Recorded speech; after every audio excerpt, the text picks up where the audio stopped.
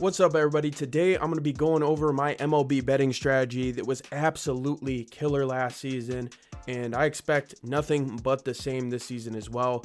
This is a way to really get an edge on the sportsbooks. I've noticed sportsbooks do not necessarily account for this, and so that's why we're going to go over it today. I'm Dante. I run Dante Sports Data, where we find the most consistent players and teams across all sports every single day so you don't have to guess. And when it comes to the MLB, the specific strategy that we're going to be talking about today is bullpens. And in order to do that, I'm going to show you exactly how we're going to look at games, how we're going to use bullpens to get an edge on the sports books. So what we actually are going to do is we're going to split this in half, and we need to be looking at games basically in two halves. So you're going to have your first 5 innings, and then you're going to have innings 6 through 9.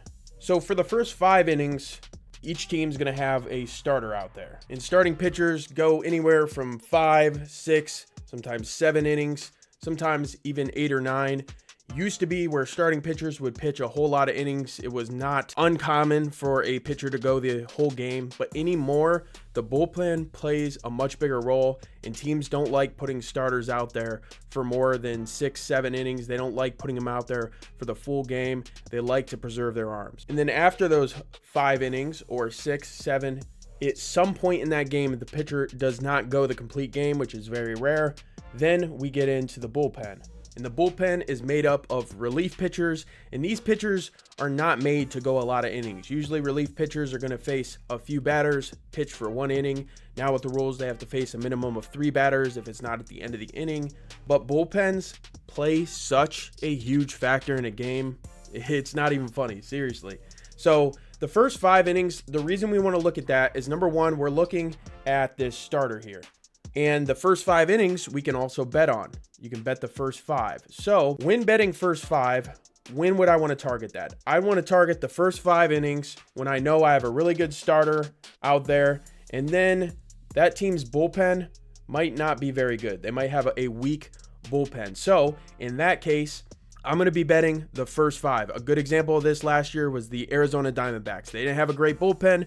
They had some decent starters. So if one of those starters was out there and I felt they had a good matchup and they had the edge in starting pitching, I would take them on the money line on the first 5 innings. So after 5 innings, I just needed them winning the game. Now, another example is a team like the Phillies. So the Phillies actually have really good starters, and they also have a really good bullpen. So when I'm betting the Phillies, I'm more likely to take the full game money line.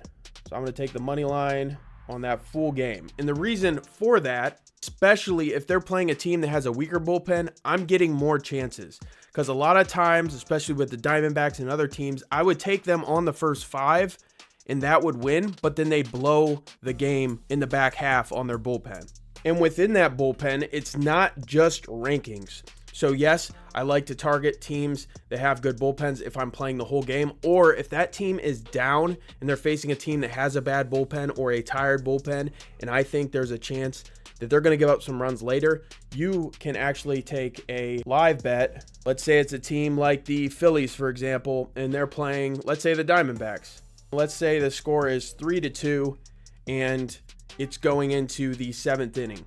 Well, in that case, I might want to go and take the Phillies even though they're down, because I know they have an advantage on the back half of that game.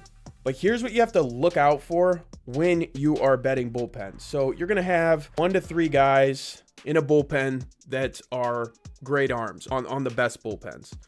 So on the worst ones, they might not even have 1 stud in there. But you're primarily going to have maybe 1 to 3 guys. You have your closer, you've got your setup guy, and you've got middle relief pitchers.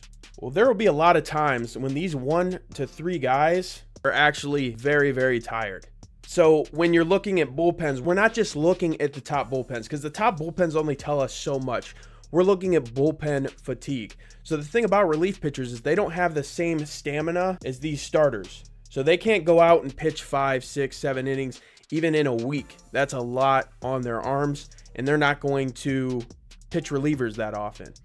So we're able to look at these bullpens and track their fatigue and see, okay, their top 3 guys are absolutely spent, exhausted. So our strategy of wanting to target them the whole game, or even, any type of situation like that, we're going to be very cautious.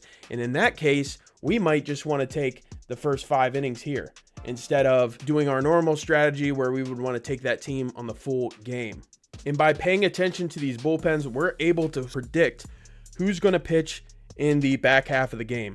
And you'll notice in the MLB playoffs especially, the teams that do the best, it's all pitching when it comes to the playoffs, and especially bullpens. You don't see many teams go far into the playoffs without a strong bullpen. So it is crucial to the game, and it's not talked about a lot. So you might be asking, how do we measure fatigue? Because there's a lot of things that go into fatigue. It could be innings pitched. A big one is travel, and not just the fact that they traveled. Are they going across time zones?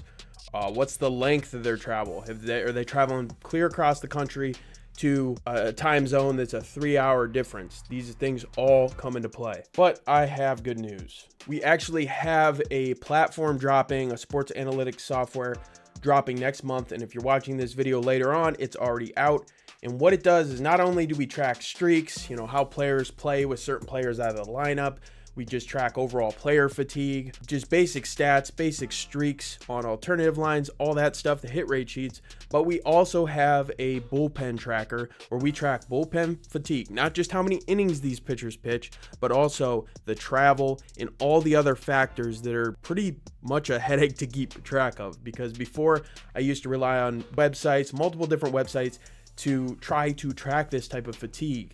But fortunately, we've been able to put together something where it's all going to be in one place. So if you're interested in checking that out, I'll leave a link down below for the wait list.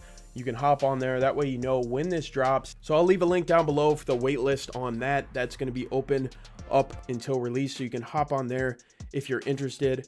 I really hope this video helped out, because this isn't talked a lot about.